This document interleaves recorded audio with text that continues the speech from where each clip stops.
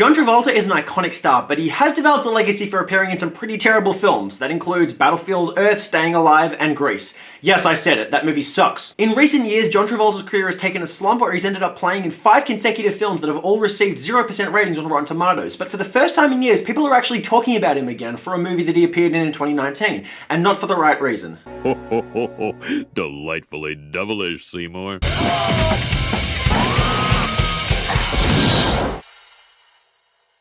Yes, everybody, welcome back to Delightfully Devilish, the show where we discuss films that all at once meet the criteria of being the good, the bad, and the ugly. I am your host, Jukebox Harry, and today we are looking at John Travolta's Golden Raspberry Award winning performance for Worst Actor in the film The Fanatic. Ever since I started this YouTube series a couple months ago, I always made sure to leave a comment at the end of my video, telling audiences that if there's certain movies they want me to discuss on this show, that they should name them in the comment section below.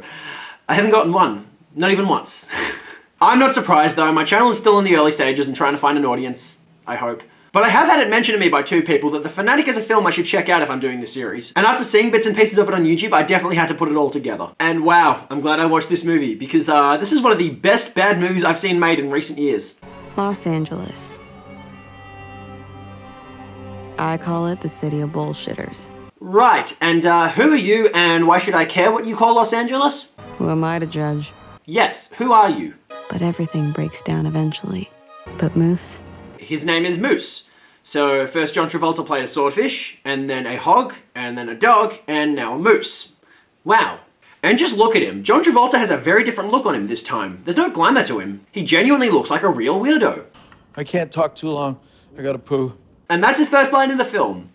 Yep. I'm going to a party tonight with Hunter Dunbar. Really? Yep. Hunter. Just look at how John Travolta stares at this guy. It's very intense and uncomfortable, and that's obviously the entire point. He's signing copies of his new book tomorrow night. Why didn't you tell me this was actually happening? It just came together. What am I supposed to do? Call you on your moped? Well, just a second ago. What's new with you? Nothing, just these thieves trying to take pictures of my stuff. And you didn't consider this important news to tell an obvious fanatic? The guy tries to sell him an $800 vest. I get $300. That's all I have. Please let me have the vest, please. Please. I really feel very sorry for Moose. He's a very vulnerable character who's obviously a bit different, but seems pretty harmless so far. And the way he just begs in this scene really captures my sympathy. Moose, that's you putting it on backwards. I know.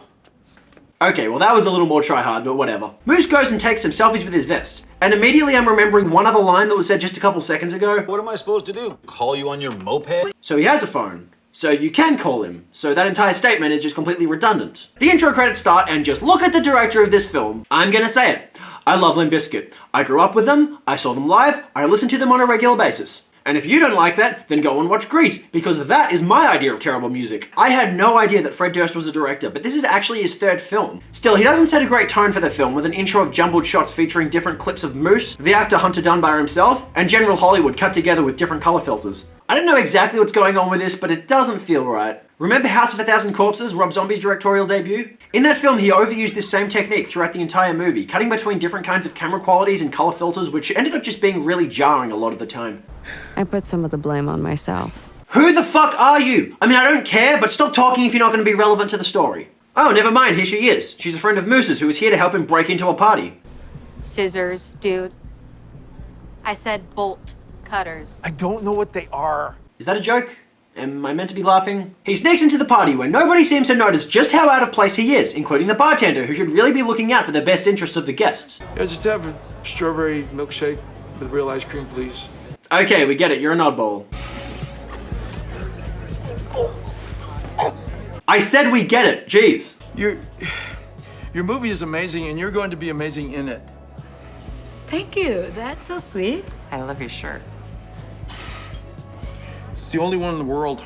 Is everyone at the party just going to pretend this is a very normal situation right now? Oh, never mind, he finally gets thrown out. Then he argues with the narrator Leah back at his apartment, and they trade different incarnations of the middle finger. So we're about 15 minutes into this film so far, and the plot really hasn't actually gone anywhere. It's just been a lot of shots of John Travolta acting weird. I mean, I know this is meant to be a character study, but I hope that character actually goes somewhere. It turns out that Moose is a street performer whose entire gimmick is playing an English police officer. This doesn't seem like a very financially lucrative career, but if you've been to Hollywood, you know that this is very realistic. People will dress up in whatever costumes they can to scavenge whatever tourist tips they can from you. It is definitely not a glamorous place at all. Some dude in a tank top finds greater success putting a nail through his nose, though it pisses off some random guy. Go fuck you, good luck, you fucking pussy. I feel like the entire ideology of this film is that everyone is an asshole and that's life. but I already knew that. You don't respect the boulevard, and you don't respect the fans. And I don't steal from people. People? They're not people, Moose! They're fucking tourists!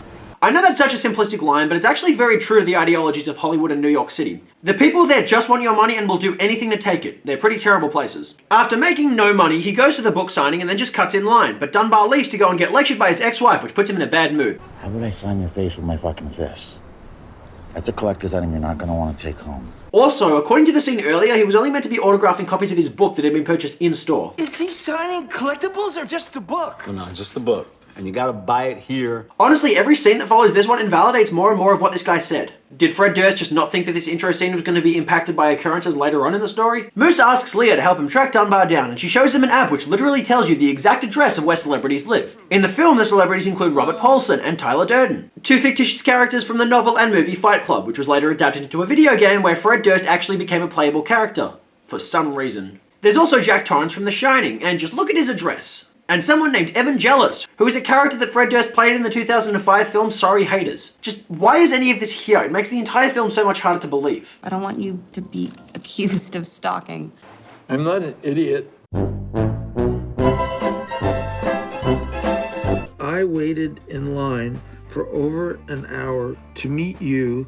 No, you cut in line and then waited a few seconds. Are you the deluded one here, or is the screenplay? Moose writes out an aggressive letter which he takes to Dunbar's house, only to catch him out on his jog. And though it's weird of Moose to have followed him here, Dunbar is still such an arsehole. I don't accept letters here. What are you, binary code? No, you're a human being. Just take the letter and then end this situation, arsehole. You want my autograph?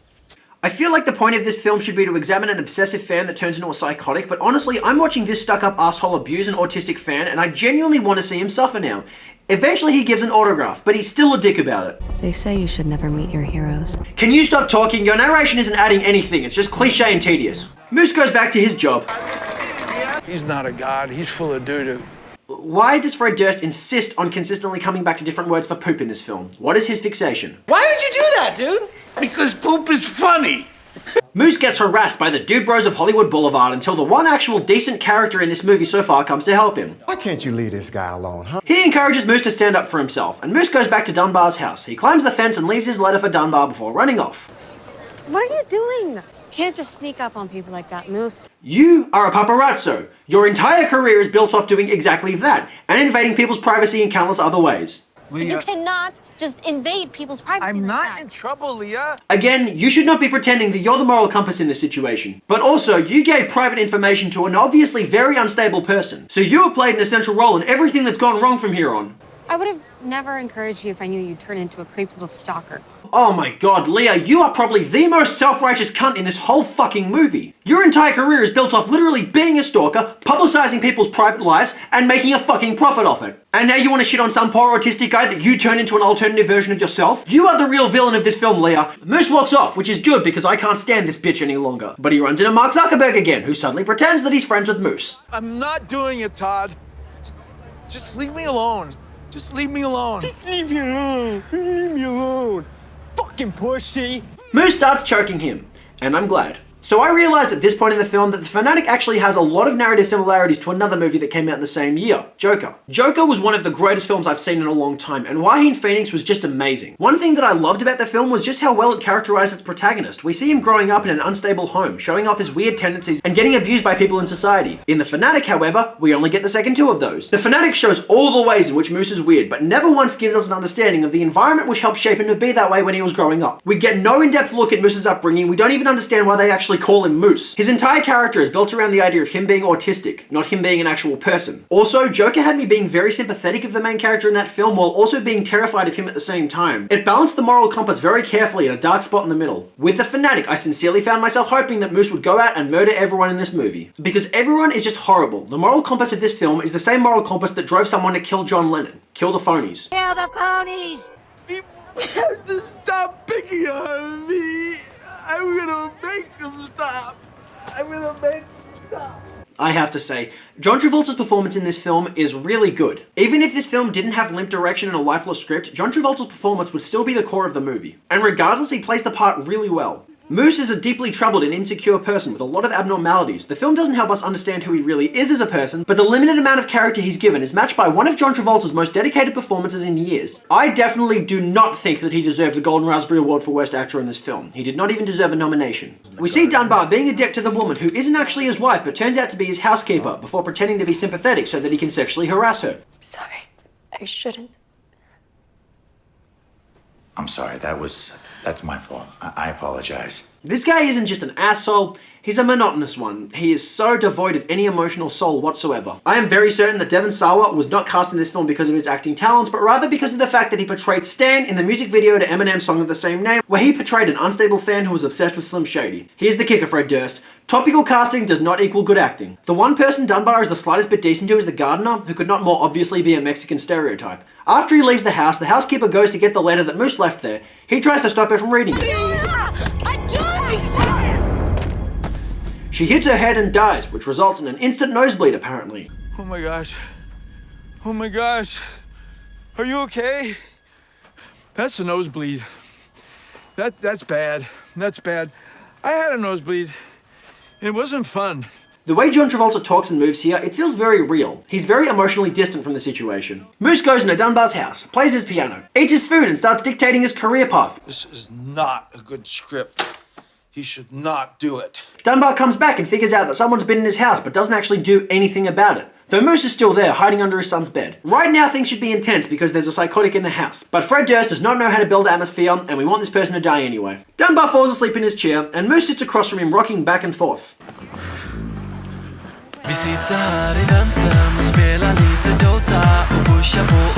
And then we get a flashback to Moose's childhood, but all we see is him watching TV. And we know it's a flashback because the editors decided to make it black and white, and that's literally it. A black and white shot of him watching a movie. We don't get any other context from this. Cut to the next morning where we get some sponsored content. You okay with some music? You like a little Limp Bizkit? Sure. You like a little biscuit? Yeah. Yeah? Nice and loud? I used to listen to this back in the day. This is hot. Oh my God, that is nice. That is nice. I honestly cannot believe that anyone would be so self-indulgent as to do this. I love Limp Bizkit, but seriously, Fred Durst comes across as just so arrogant for making this decision. This product placement is self-indulgent and shameless as hell, and even louder than the product placement in any Michael Bay movie ever. If Fred Durst had any respect for his audience, he could at least have made this an ironic reference, but nothing in this film is ironic. It's all completely legitimate, or at least that's what it thinks it is. Dunbar finds Moose and starts harassing him again. Now, I catch you in this neighborhood again, I will personally shove my Remington shotgun so far up your ass, you'll be shitting bullets and blood for the rest of your life. Well, I imagine the rest of his life wouldn't be that long if you stuck a shotgun up his ass, but you didn't think that line through, did you, Durst? Go back where you came from, you stalker! I am not a stalker! Yeah, you are. We get some drawings, used as a transition for reasons that are never explained, and then his moped breaks down, which causes him to fall, and that adds nothing to the film. You just pretend all day, that's all you do! Yes, John Travolta, that's what you do too. It's what you're doing right now, and you're actually doing a pretty good job of it, so keep it up. He burns all his Dunbar memorabilia, and then Leah comes back, unfortunately. You look like shit. Wow, you really just enjoy being a terrible person, don't you? You don't listen to anything. You don't listen to me. You are not a moral compass, you asshole! You're mean! You're mean! Okay, that's it, Leah. Look at this. You're blocked. You're blocked from my social media. You go. You go. You get out of here. Thank you, Moose. That was honestly a great decision. Moose goes and ties Dunbar up, and then he pops up in a Jason Voorhees mask and stabs him with a prop knife. I fooled under Dunbar. I'm such a good actor. What do you want? Why are you so angry all the time? Exactly, that is a very good question. Dunbar just keeps antagonizing Moose more and more, seemingly forgetting that he's been tied up. You son of a bitch. And tie him! Stop being so mean to me! Stop it! Then he suddenly pretends to be sympathetic, but it rings as hollow as the rest of his performance. I'm just really scared. I know you are too. Moose didn't just cross the line. He fucking nuked it. Why are you still talking? I'm an actor, right? Nope, you are definitely not. If you were, you'd be capable of acting. Dunbar starts offering Moose everything that he could have ever wanted, and to symbolize a shift in the mood, the film turns to a shade of pink as Moose curls up in bed with Dunbar.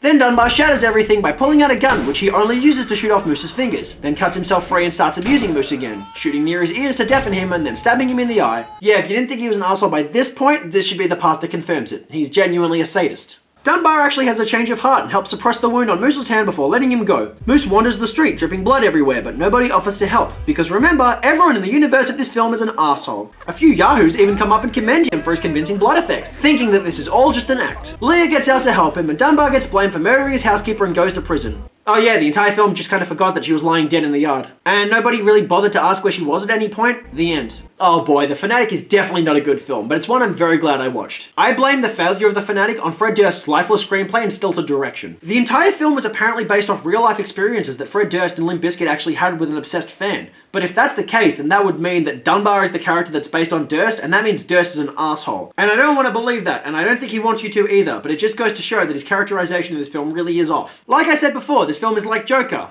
Joker if the director did everything wrong. If Joker didn't give any background to its main character or any humanization to anyone else in the story, then it would be a little bit closer to the catastrophe that is The Fanatic. Funnily enough, Joker actually left a lot of people concerned that viewers would go out and instigate real-life examples of violence as a result of seeing the movie. But in actuality, The Fanatic is the one that made me want to see people die. This film portrays Hollywood as such a cold, awful place where everyone is genuinely horrible, with the most sympathetic character being the psychotic who actually kills someone innocent. Even if Fred Durst doesn't actually advocate breaking into celebrities' houses and tying them up, this film most definitely does. But luckily enough, this film is so genuinely terrible that I don't think anyone is going to be inspired by it enough to actually go out and abuse any celebrities. And if they do, I hope it's R. Kelly. As far as just constructing a film goes, Fred Durst makes a lot of mistakes. Every line said by the guy who runs the store at the start of the film is steadily invalidated at points in the story. There are multiple inconsistencies, a lot of scenes that don't add anything, and scenes that are clearly meant to add something but display that Durst doesn't know what to do with them. And then there's the narration. The condescending, meaningless, cliche narration which adds nothing to the film and pretends that the person giving us the narration is a moral compass. Well, in actuality, she's just another piece of scum like everyone else in the film. And Durst doesn't even know how to wrap up his story. Dunbar is a sadistic asshole, but he lets the psychopath who tied him up go, and that's not consistent with the character from the rest of the film. Furthermore, Moose gets away with murder since the police blame Dunbar.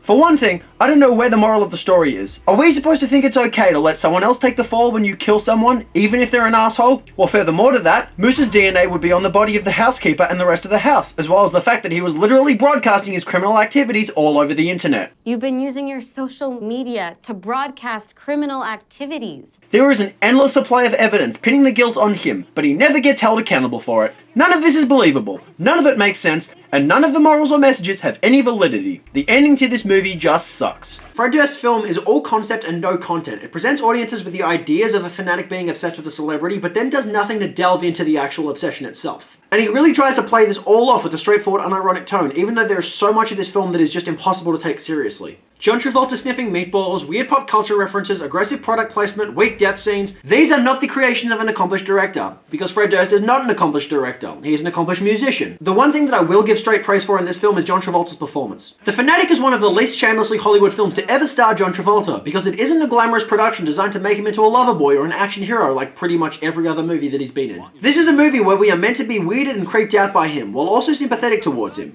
Despite the script's weakness, John Travolta manages to accomplish that. There are moments in the film where I looked at the mannerisms of Moose and began to draw parallels between him and other autistic people I've met in my life, and I could definitely feel realistic similarities. In particular, the way he's finicky about certain things, like always having to keep his backpack on. There are some absurd plot points in this film, but Moose always feels like a very real character, and that was what kept me watching. John Travolta plays very against type in this film, and even though he may be a little bit over the top at times, this is really a testament to a lot of previously unseen talent from the two-time Academy Award nominee. The Fanatic gets 3 Limp Bizkit albums out of 10. It is a huge testament to Fred Durst's shortcomings as a writer and director, because he has no idea how to create likable characters or any sense of actual emotion in his film. But it does remain watchable thanks to a very inspired and dedicated performance from John Travolta. And that does it for today. You guys, if there's any ideas for movies you would like me to discuss on this show, please leave them in the comment section below. If you would like to see more episodes of this show, please hit that subscribe button. Otherwise, until next time, I have been your host, Jukebox Harry.